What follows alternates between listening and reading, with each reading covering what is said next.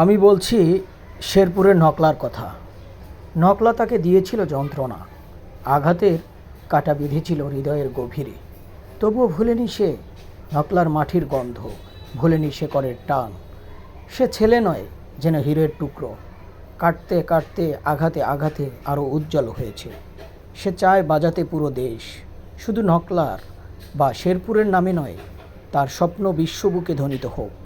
তার সেই আশা। হার মানার কথা ছিল বহুবার, ভেঙে পড়ার কথা ছিল অগণিতবার, তবু হারে না সে, কারণ পরিশ্রম কখনো মিথ্যে হয় না। হারাতে চেয়েছিল যারা, আজ তার বিজয়ের রোধের নিচে ছায়া হয়ে গেছে তারা। এটাই তো সময়ের সত্য, এটাই তো ইতিহাসের রক্তাক্ত ঘোষণা। ভাবুক প্রান্তরে ডুবে গেছে, ডুবে থেকেও মিথ্যার চাদর ছিঁড়ে উঠে এসেছে তার সত্যকে। আর সেই সত্য এখন আমার ভাষায়, যারা ভাঙতে চেয়েছিল তারাই ভেঙেছে, আর যে ছিল একলা সেই এখন পথের প্রদীপ।